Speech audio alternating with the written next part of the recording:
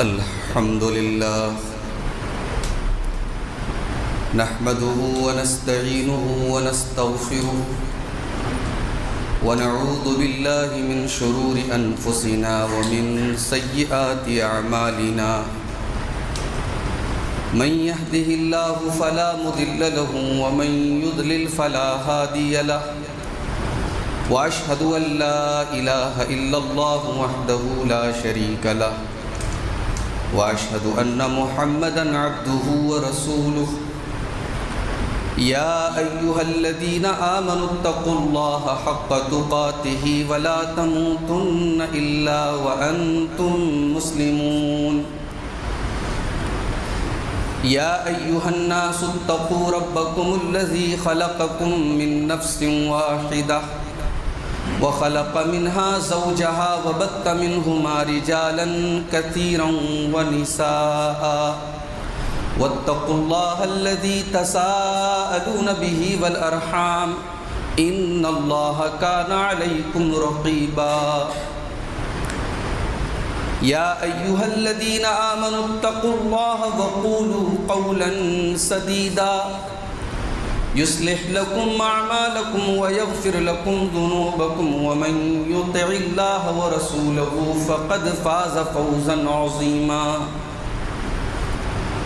أما بعد فإن خير الحديث كتاب الله وخير الهدي هدي محمد صلى الله عليه وسلم وشر الأمور محدثاتها وكل محدثة بدعة وكل بدعة ضلالة وكل ضلالة في النار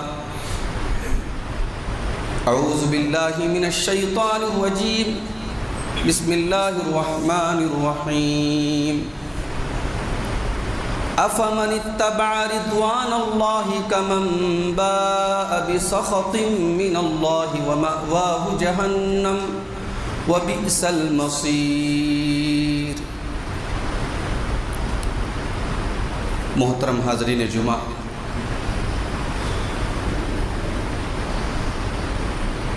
ہماری اور آپ کی پیدائش کا مقصد کیا ہے؟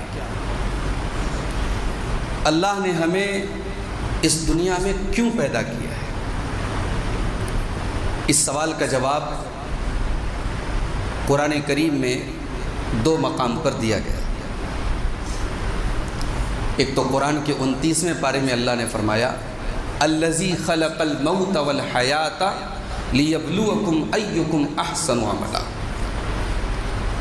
کہ اللہ نے موت اور زندگی کا یہ سسٹم اس لیے بنایا ہے کیونکہ وہ تمہارا امتحان لینا چاہتا ہے کہ تم میں کون اچھا عمل کرتا ہے، کون ایسا عمل کرتا ہے جس سے اللہ خوش ہو جائے، اللہ راضی ہو جائے۔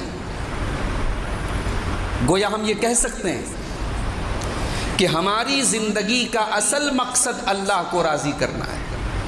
ہم پیدا اسی لیے ہوئے ہیں کہ ہم اللہ کو راضی کریں،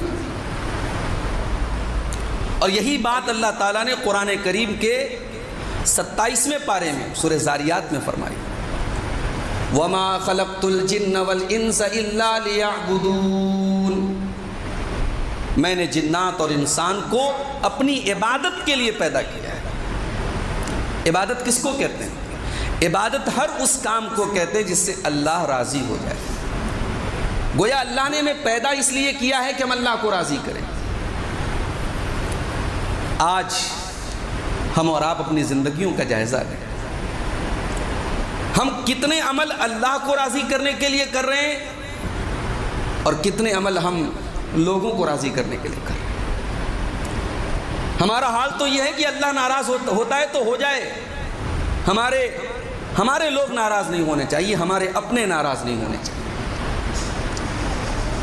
اللہ کو راضی کرنا یہ ایک مومن کی زندگی کا مقصد ہونا چاہیے۔ قرآن کریم کا دوسرا پارہ کھولیے، اللہ فرماتا ہے وَمِنَ النَّاسِ مَن يَشْرِي نَفْسَهُ ابْتِغَاءَ مَرْضَاتِ اللَّهِ۔ منافقوں کا ذکر کرنے کے بعد اللہ نے مومن کا ذکر کیا وَمِنَ النَّاسِ مَن يَشْرِي نَفْسَهُ ابْتِغَاءَ مَرْضَاتِ اللَّهِ، کچھ ایسے بھی اللہ کے بندے ہوتے ہیں جو اپنے جان کی بازی لگا دیتے ہیں اللہ کو راضی کرنے کے لیے، جن کی زندگی کا مقصد اللہ کو راضی کرنا ہوتا ہے، اور اس مقصد کے لیے اگر انہیں اپنی جان بھی دینی پڑ جائے تو وہ جان بھی دے دیتے، اپنا سب کچھ لٹا دیتے ہیں۔ حضرت صہیب رومی رضی اللہ تعالیٰ عنہ اللہ کے نبی کے ایک صحابی ہیں، یہ کسی زمانے میں غلام بن کے مکہ میں آئے تھے، کچھ ان کے پاس نہ مال تھا نہ دولت تھی، کچھ نہیں تھا۔ پھر مکہ میں رہ کر کے انہوں نے پیسہ کمایا، اللہ نے اچھی برکت دی، اچھا ان کے پاس مال ہو گیا۔ پھر یہ اللہ کے نبی کے اوپر ایمان لائے، اور ہجرت، جب اللہ کے پیارے نبی ہجرت کے سفر پہ چلے گئے تو یہ بھی اپنے نبی کے پاس جانا چاہتے تھے۔ جب حضرت صہیب رومی رضی اللہ تعالیٰ عنہ ہجرت کے لیے مدینہ جانے لگے تو جب انہوں نے سواری کو تیار کیا تو جو مال و دولت انہوں نے اکٹھا کیا تھا وہ سب لے کر کے جانے لگے۔ مکہ کے کافروں نے ان کے اونٹ کی نکیل پکڑ لی، کہا کہ اے صہیب، تم آئے تھے جب مکہ میں تو تمہارے پاس کچھ نہیں تھا، فقیر تھے تم، قلاش تھے تم، اور آج چاہتے ہو کہ سب کما کر کے تم محمد کے پاس چلے جاؤ صلی اللہ علیہ وسلم۔ کہا ہم یہ نہیں ہونے دیں گے۔ کہا پھر کیا چاہتے ہو؟ کہ تمہیں جانا ہے تو جاؤ، لیکن یہ مال تم نے ہمارے بیچ میں رہ کے کمایا ہے، اس مال کو تمہیں ہمیں ریٹرن کرنا پڑے گا، اس مال کو لوٹانا پڑے گا۔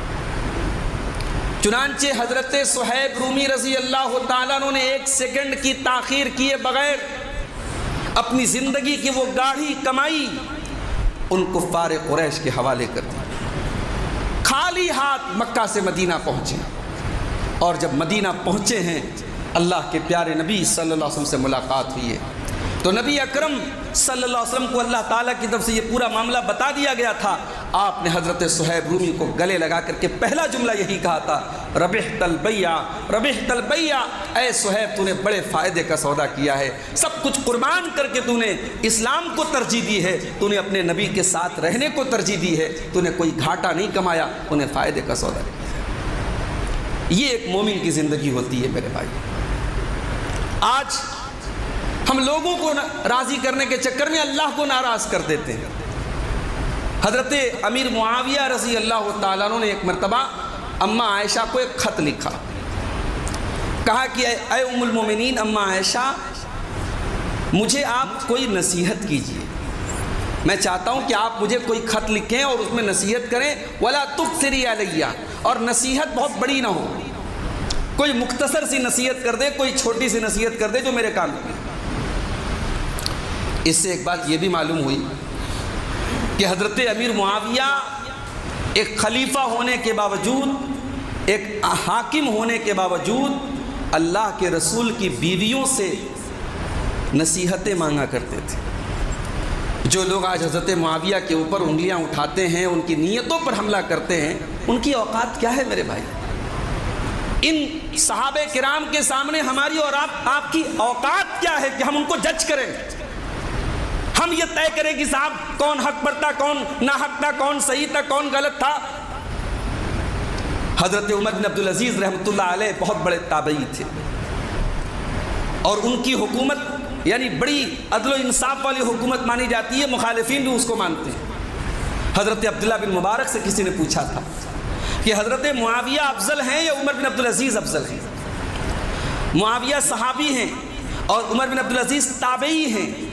حضرت معاویہ کے بارے میں بہت سارے اختلافات اس زمانے میں بھی چل رہے تھے، اور عمر بن عبدالعزیز ایک ایسی ہستی تھی جو متفق علیہ تھی، سب ان کو مانتے تھے۔ دو ایسی ہستیوں کا کمپیریزن یہاں کیا جا رہا ہے کہ ایک صحابی ہے، ایک صحابی نہیں ہے، لیکن جو صحابی ہیں ان کے اوپر اسی زمانے میں بہت پروپیگنڈا اور اعتراض ہو رہا ہے۔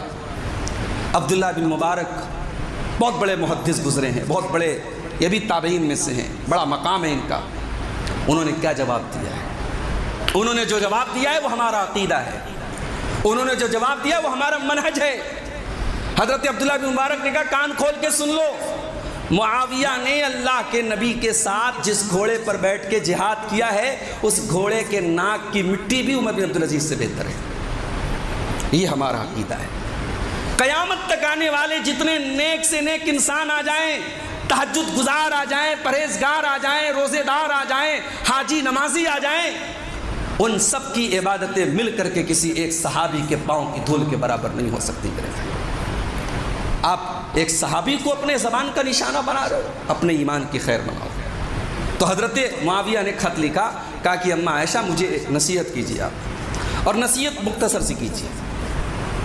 اماں عائشہ نے جواب میں کہا کہ میں نے اللہ کے رسول صلی اللہ علیہ وسلم کو یہ فرماتے ہوئے سنا ہے، یعنی اس زمانے میں نصیحتوں میں، قول و عمل میں، خطبوں میں، تقریروں میں دلائل جب پیش کیے جاتے تھے تو قرآن و حدیث پیش کیا جاتا تھا، لن ترانیاں نہیں ہوتی تھی، ان کی باتیں نہیں ہوتی تھی۔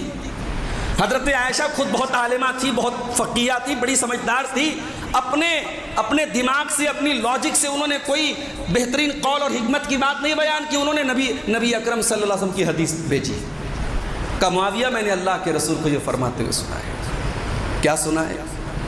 اللہ کے نبی فرماتے ہیں من التمس رضا اللہ بسخط الناس کفاہ اللہ مؤونۃ الناس، جو انسان اللہ تعالیٰ کو راضی کرنے کے لیے لوگوں کو ناراض کر دیتا ہے، اس کو اللہ کو راضی کرنے کی پرواہ ہوتی ہے، اس کو لوگوں کے ناراض ہونے کی پرواہ نہیں ہوتی ہے، کفاہ اللہ مؤونۃ الناس، تو اللہ تعالیٰ اس کی ذمہ داریوں کے سلسلے میں اس کی مدد کرتا ہے، اللہ اس کے لیے کافی ہو جاتا ہے، اللہ کی مدد اترتی ہے اس کے اوپر۔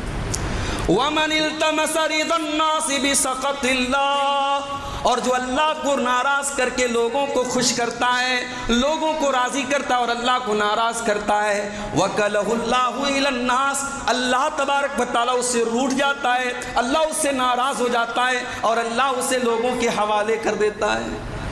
کتنی بڑی بات ہے یہ اللہ کے نبی کی حدیث۔ اور حضرت عائشہ یہ حدیث کس کو بھیج رہی؟ حضرت معاویہ کو۔ حضرت معاویہ کون ہے؟ اس وقت کے امیر المومنین ہیں، اور ہم سب جانتے ہیں ایک انسان جب حکومت اور اقتدار پر ہوتا ہے اسے بہت سارے اسٹیپ لینے پڑتے ہیں، اسے بغاوتوں کو دبانا پڑتا ہے، اسے بہت ساری ایسی پالیسیز لانی ہوتی ہے جس سے لوگ خوش ہوں، لوگ راضی ہوں۔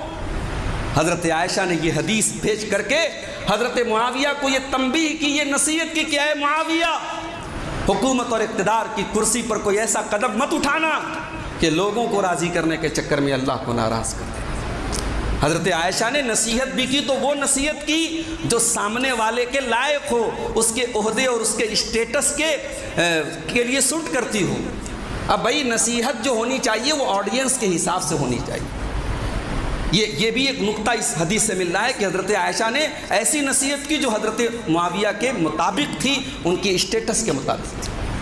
تو اس حدیث پاک سے پتہ چلا کہ اللہ کو راضی کر کے اگر ہم لوگوں کو ناراض کر دیں، اللہ کو راضی کر لیں تو اللہ ہمارے لیے کافی ہو جائے، لیکن اگر ہم اللہ کو ناراض کر کے لوگوں کی فکر کریں، بھائی لوگوں کی فکر کیوں کریں گے آپ؟ لوگوں کی فکر کر کے کیا ملے گا؟ چند تعریفی کلمات مل جائیں گے، کچھ میٹھی میٹھی باتیں مل جائیں گے، وہ کام آنے والی تھوڑی ہیں۔ اور لوگ تو تعریف بھی نہیں کرتے صاحب۔ ہم نے تو اس دور میں ان حالات میں دیکھا ہے کہ کسی کی سچی تعریف کرنے کے لیے بھی لوگوں کے پاس جگر نہیں ہے۔ ایک انسان دوسرے انسان کی تعریف کرنے کے لیے تیار نہیں ہے۔ تعریف تب کرتا ہے جب انسان مر جاتا ہے، جب مٹی دے دے تب کہتے ہیں یار بڑا اچھا انسان تھا۔ تو لوگوں کی کیا پرواہ کرنا ہے بھائی؟ لوگوں کو راضی کرنے کے لیے مرنا پڑے گا۔ زندگی میں آپ لوگوں کو راضی نہیں کر سکتے۔ راضی کرنا ہے تو اللہ کو راضی کیجیے۔ اللہ کے نبی کی پوری زندگی ہمیں یہ بتاتی ہے کہ آپ نے ہمیشہ لوگوں کی پرواہ نہیں کی، اللہ کی پرواہ کی۔ آپ غور کریں کیسی کیسی رسموں کو توڑا ہے اللہ کے پیارے نبی نے۔ آسان کام نہیں ہوتا۔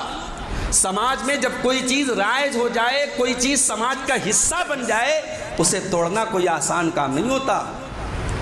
میں ایک مثال دیتا ہوں آپ کو۔ اللہ کے نبی صلی اللہ علیہ وسلم نے حضرت زید کو گود لیا تھا۔ اس زمانے میں اگر کوئی کسی بچے کو گود لے لے تو گود لینے والا اس بچے کا باپ مانا جاتا تھا۔ جیسے آج بھی مسلمانوں کو چھوڑ دیا جائے تو دوسرے کلچر میں یہی ہے کہ صاحب پال لیا تو باپ ہو گیا۔ اب زید ابن حارثہ، ان کو اللہ کے نبی نے پالا تو لوگ ان کو زید بن محمد کہنے لگے، اللہ کے نبی کا بیٹا کہنے لگے۔ زید جوان ہوئے اللہ کے نبی کے سامنے.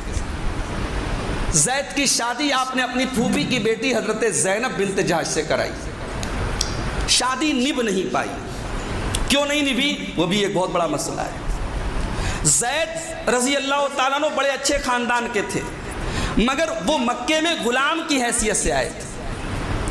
اللہ کے نبی نے آزاد کر دیا تھا ان کو، مگر ایک ٹھپا لگ گیا تھا کہ یہ غلام بن کے آئے تھے. اور حضرت زینب اللہ کے نبی کی پھوپھی کی بیٹی تھی، قریش کی تھی، تو وہ ایک خاندانی جو نسب کا جو ایک معاملہ ہے، خاندانی شرافت کا معاملہ ہے، وہ حضرت زینب کے اندر ایک سپیریورٹی کی سوچ تھی. ان کے اندر ایک برتری کا احساس تھا کہ میں زید میرے لیول کے نہیں. اسی لیے علماء کہتے ہیں کہ جب رشتہ دیکھا جائے تو ضروری تو نہیں ہے کہ آپ اپنے برابر کا رشتہ دیکھیں، دینداری کو ترجیح دیں. مگر سماج میں اگر آپ اپنے سے بہت اونچے اسٹیٹس والے کے یہاں رشتہ کریں گے تب بھی پریشانی اٹھانی پڑ سکتی ہے، اور آپ کے اسٹیٹس سے بہت ڈاؤن اگر کسی کا اسٹیٹس ہے اور آپ اس سے شادی کریں گے تو بھی پریشانی اٹھانی پڑ سکتی ہے. یہ سماجی تجربہ ہے، یہ ہمارا جو ایک معاشرتی نظام ہے وہ ہم سے یہ مطالبہ کرتا ہے کہ ہم یہ چیز بھی دیکھیں کہ ہم اپنی حیثیت کے والوں میں رشتہ کریں. بہت اونچے گھر کی ہم بہو لائیں گے مسئلہ پیدا ہو جائے گا، بہت اونچے گھر میں ہماری بیٹی جائے گی مسئلہ پیدا ہو جائے گا. اپنے لیول اور اپنے برابر کے لوگوں میں رشتہ کرنے کی کوشش کرنی چاہیے. یہ حضرت زید اور حضرت زینب کے درمیان جو مسئلہ پیدا ہوا اس سے ثابت ہو رہا ہے. اب یہ مسئلہ کھنچتا چلا گیا. حضرت زید طلاق دینے کی نوبت آ گئی کہ اب میں زینب کو طلاق دے دوں گا. ادھر اللہ تعالیٰ نے اپنے نبی کو یہ وحی کے ذریعے بتا دیا کہ اے نبی اب زید اپنی بیوی کو طلاق دے دیں گے، اور جب وہ عدت پوری کر لیں گی تو اب آپ شادی کریں گے زینب سے. اب زینب کون ہے بھائی؟ اس زمانے کے کلچر کے حساب سے زینب اللہ کے نبی کے منہ بولے بیٹے کی بیوی ہے. دوسرے الفاظ میں ہم کہتے بہو ہے، اور بہو کی طلاق کے بعد اللہ کا حکم آ رہا ہے کہ اس سے شادی کر لیجیے آپ. اب یہ اس زمانے کے اعتبار سے بہت بڑی بات تھی. اب اللہ کے نبی صلی اللہ علیہ وسلم کو اللہ نے حکم تو دے دیا کہ آپ کو شادی کرنا ہے زینب سے، لیکن اللہ کے نبی اندر ایک قسم کا خوف ہے آپ کے اندر، ایک قسم کا ڈر ہے کہ لوگ کیا کہیں گے، میں لوگوں کو کیا جواب دوں گا. تو اللہ نے قرآن کی آیت نازل کی، فَلَمَّا قَضَى زَيْدٌ مِّنْهَا وَطَرًا زَوَّجْنَاكَهَا. اے نبی جب زینب کی عدت ختم ہو گئی تو ہم نے زینب کا نکاح آپ سے کرایا. لِكَيْ لَا يَكُونَ عَلَى الْمُؤْمِنِينَ حَرَجٌ فِي أَزْوَاجِ أَدْعِيَائِهِمْ، تاکہ اپنے منہ بولے بیٹوں کی مطلقہ یا بیوہ بیوی سے شادی کرنے میں ایک مسلمان کے لیے کوئی حرج کی بات نہیں. یہ مسئلہ واضح ہو جائے. اب جب یہ شادی ہوئی تو اب پروپیگنڈا شروع ہو گیا کہ صاحب محمد صلی اللہ علیہ وسلم نے تو بہو سے شادی کر لی، اپنے منہ بولے بیٹے کی بیوی سے شادی کر لی. تب اللہ نے اس شبہے کا بھی جواب دیا، ما کان محمد ابا احد من رجالکم ولکن رسول اللہ وخاتم النبیین. محمد صلی اللہ علیہ وسلم کسی مرد کے باپ نہیں ہیں، ان کی اولاد میں کوئی مرد نہیں ہے، ان کے سارے بچے بچپن میں انتقال کر گئے. جب ان کی اولاد میں کوئی مرد ہی نہ ہوا، کوئی جوان ہی نہ ہوا، ان کی بہو کہاں سے پیدا ہو گئی؟ اور اے لوگوں، میرے نبی پر انگلی اٹھانے کے پہلے یہ کان کھول کر کے سن لو، وَلَٰكِن رَّسُولَ اللَّهِ، وہ اللہ کے رسول ہیں، وَخَاتَمَ النَّبِيِّينَ، اور آخری نبی ہیں. اگر آپ رسم و رواج کی بیڑیوں کو نہیں توڑیں گے تو کون توڑے گا؟ یہ ہے سیرت النبی کا بہت بڑا سبق ہے میرے بھائی. آج ہم اور آپ اس پر غور کریں، ہم اللہ کو راضی کیسے کریں. چند باتیں میں آپ کے سامنے آج کے خطبہ جمعہ میں بیان کر دیتا ہوں. اللہ کو راضی کرنے والی چند چیزیں آپ کے سامنے پیش کر دیتا ہوں. اللہ کو راضی کرنا ہے تو پہلی چیز اپنے اندر توحید پیدا کرے، اخلاص پیدا کرے. جو بھی عمل کریں لوگوں کو دکھانے کے لیے نہیں، اللہ کو راضی کرنے کے لیے. اللہ اخلاص سے خوش ہوتا ہے، ریاکاری سے ناراض ہوتا ہے، دکھاوے سے ناراض ہوتا ہے. آپ کی نماز، آپ کا حج، آپ کی زکوٰۃ، آپ کی خیرات، آپ کا روزہ، سارے کے سارے عمل خالص اللہ کے لیے ہونے چاہیے. وَمَا أُمِرُوا إِلَّا لِيَعْبُدُوا اللَّهَ مُخْلِصِينَ لَهُ الدِّينَ حُنَفَاءَ. ان کو تو حکم دیا گیا تھا کہ عبادت کریں تو صرف اور صرف اللہ کے لیے کریں، خالص اللہ کے لیے کریں. ہمیں اور آپ کو حکم ملا ہے کہ ہم خالص عبادت اللہ کے لیے کریں. سورہ لیل میں اللہ نے فرمایا قرآن کے 30ویں پارے میں، وما لأحد عنده من نعمة تجزى إلا ابتغاء وجه ربه الأعلى ولسوف يرضى۔ اللہ کا متقی بندہ تو وہ ہے جو اللہ کے راستے میں صدقہ دیتا ہے، زکوٰۃ دیتا ہے، اور صرف اللہ کو راضی کرنے کے لیے دیتا ہے۔ اس کا مقصد کوئی احسان اتارنا نہیں ہے، اس کا مقصد صرف اللہ کو راضی کرنا ہے۔ اور اگر اللہ کو راضی کرنے کے لیے کوئی زکوٰۃ و خیرات دے گا تو اللہ فرماتا ہے وَلَسَوْفَ يَرْضَىٰ، اللہ اس سے راضی ہو جائے گا۔ تو یہ پہلی چیز ہے، اللہ کو راضی کرنا ہے، اخلاص پیدا کرنا۔ دوسری چیز، اللہ کو راضی کرنا ہے، صحابہ کے نقش قدم پہ چلیں، صحابہ کے طریقے کو فالو کریں، سلف صالحین کے منہج کو فالو کریں، سلفی بن جائیں۔ سلفی صرف زبان سے کہنے والے سلفی نہیں، عمل اور کردار سے سلفی بن جائیں۔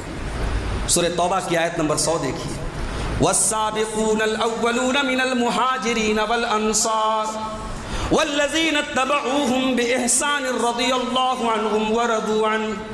میرے نبی کے وہ صحابہ جو پہلے جنہوں نے ہجرت کی، چاہے وہ مہاجرین میں سے ہوں چاہے وہ انصار میں سے ہوں، جو پہلے میرے نبی کے اوپر ایمان لائے، والذین اتبعوہم بإحسان، اور جنہوں نے اخلاص کے ساتھ ان کے نقش قدم پر چلتے رہے، ان کی پیروی کرتے رہے، رضی اللہ عنہم ورضوا عنہ، اللہ ان سے راضی ہو گیا، وہ اللہ سے راضی ہو گئے۔ وَأَعْدَ لَهُمْ جَنَّاتٍ تَجْرِي تَحْتَهَا الْأَنْهَارُ، اور اللہ نے ان کے لیے جنت تیار کر کے رکھی ہے جس کے نیچے نہریں جاری ہوں گی۔ علماء کہتے ہیں کہ اس آیت میں صحابہ کرام کے نقش قدم پہ چلنے والے قیامت تک آنے والے لوگوں کے لیے بشارت ہے۔ جو بھی صحابہ کے نقش قدم پہ چلے گا، جو بھی صحابہ کو فالو کرے گا، اللہ کا وعدہ ہے اللہ اس سے راضی ہوگا اور اسے جنت میں داخل کرے گا۔ تیسری چیز، اللہ کو راضی کرنا ہے، اپنے قول و عمل کے اعتبار سے سچے بنو، زبان بھی سچی ہو، عمل بھی سچا ہو۔ جو زبان پر ہو وہی دل میں ہو، زبان اور دل میں مطابقت ہو، زبان پہ کچھ اور دل میں کچھ اور نہ ہو، منافقت نہ ہو، آپ کے قول و عمل میں تضاد نہ ہو۔ اللہ نے فرمایا سورہ مائدہ کے اندر، قال اللہ ھذا یوم ینفع الصادقین صدقہم، قیامت کے دن اللہ تعالیٰ فرمائے گا کہ آج کا دن وہ دن ہے جس دن سچوں کو ان کی سچائی فائدہ پہنچائے گی۔ لہم جنات تجری من تحتها الانہار خالدین فیہا ابدا رضی اللہ عنہم ورضوا عنہ، اور اللہ تعالیٰ ان سچے لوگوں کو جنت میں داخل کرے گا، ان سے راضی ہو جائے گا۔ اللہ آپ سے ہم سے کب راضی ہوگا؟ جب ہم سچے ہوں گے۔ یاد کرو وہ موقع صلح حدیبیہ کے پہلے جب اللہ کے نبی نے حضرت عثمان غنی کو مکہ بھیجا۔ عثمان غنی کو مکہ کے کافروں نے پکڑ کر کے روک لیا، ادھر افواہ اڑ گئی کہ عثمان غنی کو قتل کر دیا گیا۔ اللہ کے نبی کے ساتھ 1400 صحابہ کرام تھے۔ آپ نے پیڑ کے نیچے ان 1400 صحابہ کرام سے بیعت لی، انہوں نے آپ کے ہاتھ پر بیعت کی کہ عثمان کے خون کا بدلہ لیے بغیر ہم یہاں سے نہیں جائیں گے، اور اس کے لیے ہمیں اپنی جان بھی دینی پڑی تو جان دے دیں گے۔ یہ 1400 صحابہ کرام نے جب نبی کے ہاتھ پر بیعت کی تو ایک سوال پیدا ہوا کہ کیا یہ صرف زبان سے بیعت کی یا دل میں بھی ان کے دل میں بھی یہ نیت تھی کہ ہم جان دے دیں گے اگر ضرورت پڑی تو؟ اللہ نے گواہی دی کہ ان کے دل میں بھی یہی بات تھی۔ لقد رضی اللہ عن المؤمنین اذ یبایعونک تحت الشجرہ فعلم ما فی قلوبہم فانزل السکینۃ علیہم واثابہم فتحا قریبا۔ اے نبی، وہ 1400 صحابہ کرام جو پیڑ کے نیچے آپ سے بیعت کر رہے تھے، اے نبی اللہ ان سے راضی ہو گیا کیونکہ اللہ نے ان کے دل کے اندر جھانک کر کے دیکھ لیا، ان کے دل کے اندر کوئی کمی نہیں تھی، کوئی چور نہیں تھا۔ اللہ اکبر۔ تو سچے لوگ اللہ تعالیٰ کو محبوب ہوتے ہیں۔ اگر آپ اللہ کو راضی کرنا چاہتے ہیں سچے بنیے، زبان کے بھی سچے بنیے، کردار کے بھی سچے بنیے۔ اللہ ایک اور چیز سے راضی ہوتا ہے، اللہ جس سے راضی ہوتا ہے اسے آزماتا ہے۔ آپ کے اوپر پریشانیاں آ رہی ہیں، بچے بیمار ہو رہے ہیں، کاروبار میں پریشانیاں آ رہی ہیں، اور آپ کا عمل صحیح ہے، آپ اپنے عمل سے کوئی ایسا کام نہیں کر رہے جس سے اللہ ناراض ہو رہا ہوں، اور پھر بھی آزمائش آ رہی ہے، اس کا مطلب کہ اللہ آپ سے راضی ہے۔ یہ اللہ کی رضامندی کی دلیل ہے۔ اللہ انہی کو آزماتا ہے جن سے راضی ہوتا ہے۔ اللہ کے نبی فرماتے ہیں ان عظم الجزاء مع عظم البلاء، जितनी बड़ी आजमाइश होती है उतना बड़ा सवाब अल्लाह ताला क्या मिलता है। वइन्न अल्लाह इज़ा अहब्बा कौमन इब्तलाहुम, और अल्लाह जब किसी कौम से मोहब्बत करता है तो उनको आजमाता है। तो अल्लाह की आजमाइश पर, अल्लाह के इम्तिहान पर जो राज़ी हो जाता है अल्लाह उससे राज़ी हो जाता है, और जो अल्लाह के इम्तिहान पर नाराज़ हो जाता है अल्लाह उससे नाराज़ हो जाता है। इसलिए मेरे भाइयों, अगर हमारे और आपके ऊपर आजमाइशें आ रही हैं और हमारा अमल ठीक है, अगर अमल गड़बड़ है तब तो अजाब है, वो तब तो अल्लाह की तरफ से तंबीह है, अल्लाह की तरफ से मार है। और अगर हमारा अमल सही है, हमारा अकीदा सही है, हमारा कैरेक्टर सही है, और फिर भी अल्लाह की तरफ से परेशानियां और मुसीबतें आ रही हैं, तो परेशान मत होइए, सब्र से काम लीजिए। अल्लाह आपको आजमा रहा है और अल्लाह उसी को आजमाता है जिससे अल्लाह राज़ी होता है। अल्लाह को राज़ी करने का एक तरीक़ा ये भी है कि कुरान से अपना ताल्लुक़ जोड़ दीजिए, कुरान के हाफिज़ बन जाइए, कुरान पढ़ने वाले बन जाइए, कुरान के आलिम बन जाइए, कुरान समझने वाले बन जाइए। अल्लाह के नबी फरमाते हैं क़यामत के दिन कुरान आएगा, कुरान आएगा, और जिसने कुरान को पढ़ा होगा, कुरान को याद किया होगा, कुरान को फैलाया होगा, कुरान को सीखा होगा, अल्लाह ताला से कहेगा कुरान, कहे अल्लाह इसे तू इज्जत अता फरमा, फ़युल्बसु ताजल किरामा, तो उस कुरान के पढ़ने पढ़ाने वाले के सर पे करामत का ताज रखा जाएगा, इज्जत का ताज रखा जाएगा। फिर कुरान कहेगा अल्लाह इसे और अता फरमा, फ़युल्बसु हुल्लतल करामा, फिर उसे करामत का कपड़ा और करामत का जोड़ा, यानी एक ऐसा कपड़ा जो हज़ारों लाखों के बीच में पहचान होगी कि भाई ये कुरान पढ़ने पढ़ाने वाला, कुरान का आलिम, कुरान का टीचर, कुरान का हाफिज़, कुरान का सीखने सिखाने वाला है, उसका लिबास भी इज्जत वाला लिबास होगा। फिर कुरान कहेगा अल्लाह इसको तू और अता कर, इससे राज़ी हो जा, तो हदीस के अल्फाज हैं अल्लाह तबारक व तआला उस बंदे से राज़ी हो जाएगा, और उसके बाद बंदे से कहा जाएगा तू कुरान पढ़, और बंदा कुरान पढ़ता चला जाएगा, और हर हर्फ के बदले उसके नामे अमाल में नेकियों का इजाफा होता चला जाएगा, और वो जन्नत की सीढ़ियों को तय करता चला जाएगा। तो कुरान से अपना ताल्लुक़ हम जोड़ लें मेरे भाई। इसी तरीके से अल्लाह को राज़ी करने का एक तरीक़ा ये भी है कि हम ज़बान से अल्लाह का शुक्र अदा किया करें, ज़बान से अल्लाह का शुक्र अदा किया करें। कुछ खाएं, कुछ पहने, कोई नेमत मिले तो हमारी ज़बान पर अल्लाह के शुक्र के कलमात जारी हो जाएं। अल्लाह के नबी फरमाते हैं, सही मुस्लिम की रिवायत है, बंदा जब खाना खाता है और उस खाने पर अल्लाह का शुक्रिया अदा करता है, अल्लाह खुश होता है।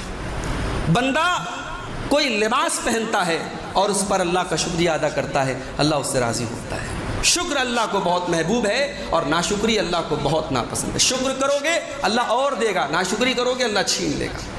इसी तरीके से अल्लाह को राज़ी करने के लिए सुबह शाम अल्लाह के ज़िक्र और तस्बीह से अपनी ज़ुबान को तर रखो। फ़स्बिर अला मा यक़ूलून वसब्बिह बिहम्दि रब्बिका क़ब्ल तुलूइ शम्सी व क़ब्ल ग़ुरूबिहा व मिन आनाइल लैलि व अतराफ़न नहारि लअल्लका तर्दा। ऐ नबी, सुबह शाम आप अल्लाह की तस्बीह बयान कीजिए, रात और दिन में आप अल्लाह की तस्बीह बयान कीजिए, अल्लाह आपसे राज़ी हो जाएगा। तस्बीह से भी अल्लाह राज़ी होता है। इसी तरीके से अपनी ज़बान के सही इस्तेमाल के ज़रिए भी हम अल्लाह को राज़ी कर सकते हैं। अल्लाह के नबी फरमाते हैं, बंदा कभी कभी ज़बान से ऐसी बात बोलता है जिससे अल्लाह राज़ी होता है। बंदे को महसूस भी नहीं होता मैंने कोई ऐसी बात कह दी, लेकिन अल्लाह उस एक बात की वजह से क़यामत तक उसके नामे आमाल में रज़ामंदी का सिलसिला लिख देता है। इसलिए जब बात ज़बान से निकालें तो हम बहुत सोच समझ करके बात निकालें। इसी तरीके से मेरे भाइयों, अल्लाह को राज़ी करने के लिए जब हम किसी शहवत को छोड़ देते हैं, अपनी इच्छाओं को, अपनी ख्वाहिशात को अल्लाह के लिए कुर्बान कर देते हैं, तो अल्लाह इससे भी बहुत राज़ी होता है। भाई रोज़ा अल्लाह को क्यों पसंद है? रोज़ा अल्लाह को इसीलिए पसंद है क्योंकि रोज़े की हालत में बंदा अपनी यदो शहवतहु व तामहु, बंदा अपनी शहवत को, अपने खाने को, अपने पानी को अल्लाह के लिए छोड़ता है। इसलिए अल्लाह को रोज़ा बहुत पसंद है और अल्लाह ने कहा रोज़ा मेरे लिए और मैं उसका बदला दूँगा। और आखिरी चीज़ ये है मेरे भाइयों कि अगर हम अल्लाह को राज़ी करना चाहते हैं तो अल्लाह से हम दुआ भी किया करें कि ऐ अल्लाह तू मुझे ऐसा अमल करने की तौफीक दे जिससे तू राज़ी हो जाए। कुरान करीम में एक दुआ सिखाई गई, जब इंसान 40 साल का हो जाए तो इस दुआ को पढ़ा करे। 40 साल का जब इंसान होता है ना, मैच्योर हो जाता है। आम तौर से ज़िंदगी में इंसान के जो सपने पूरे होने वाले होते हैं 40 साल तक पूरे हो जाते हैं। مال ہے، دولت ہے، اولاد ہے، ایک اچھی شادی شدہ زندگی ہے، گھر بار ہے۔ 40 سال کی زندگی انسان کی یعنی زندگی کا وہ پیریڈ ہے جب انسان ہر اعتبار سے بالکل پرفیکٹ ہو چکا ہوتا ہے۔ تو جب انسان 40 سال کا ہو جائے تو یہ دعا پڑھا کرے، رب اوزعنی ان اشکر نعمتک التی انعمت علی وعلی والدی، اے میرے پروردگار تو مجھے توفیق عطا فرما کہ میں تیرا شکریہ ادا کروں جو نعمتیں تو نے میرے اوپر نازل کی اور میرے والدین کے اوپر نازل کی، وَأَنْ أَعْمَلَ صَالِحًا تَرْضَىٰ، اور اے اللہ تو مجھے توفیق دے میں ایسا عمل کروں جس سے تو راضی ہو جائے۔ دیکھیے اس دعا میں ہم اللہ سے سوال کرتے ہیں کہ اے اللہ ایسا عمل کرنے کی توفیق دے جس سے تو راضی ہو جائے۔ اسی طریقے سے اللہ کے نبی جب رات میں قیام اللیل کرتے تھے، تہجد کی نماز پڑھتے تھے، تو تہجد کی نماز کے سجدے میں آپ ایک دعا پڑھتے تھے، اللہم انی اعوذ برضاک من سخطک، اے اللہ میں تیری رضامندی کی پناہ چاہتا ہوں تیری ناراضگی کے مقابلے میں، تیری ناراضگی کے مقابلے میں تجھے راضی کرنا چاہتا ہوں، وَبِمُعَافَاتِكَ مِنْ عُقُوبَتِكَ، اور اے اللہ تیری سزا کے مقابلے میں تیری معافی چاہتا ہوں، تیرا عفو درگزر چاہتا ہوں۔ اللہ کے نبی جب سواری پر بیٹھتے تھے تو ایک دعا پڑھتے تھے، اللہم انی اسألک البر والتقوی ومن العمل ما ترضی، اے اللہ اس سفر کے دوران میں تجھ سے دعا کرتا ہوں نیکی کا، تقوی کا اور ایسے عمل کا جس سے تو راضی ہو جائے۔ تو یہ چند باتیں میں نے آپ کے سامنے بیان کی، ان پر ہم انشاءاللہ عمل کریں تو اللہ کی رضامندی کو ہم پا سکتے ہیں۔ اللہ سے دعا ہے رب العالمین ان چیزوں پر ہم کو عمل کرنے کی توفیق عطا فرمائے، اللہ ہم سے راضی ہو جائے اور ایسے کاموں سے اللہ ہمیں بچنے کی توفیق دے جن سے اللہ ناراض ہوتا ہے۔ رب العالمین ہم میں سے جو بیمار ہیں ان کو شفائے کامل عاجل عطا فرمائے، جو روزی روٹی سے پریشان ہیں اللہ ان کے کاروبار میں برکت نصیب فرمائے۔ رب العالمین ہر شر سے ہر مصیبت سے ہم سب کو محفوظ رکھے۔ رب العالمین جب تک ہمیں دنیا میں زندہ رکھے اسلام پر زندہ رکھے اور خاتمہ ہم سب کا ایمان پر ہو، آمین۔ وآخر دعوانا الحمد للہ رب العالمین۔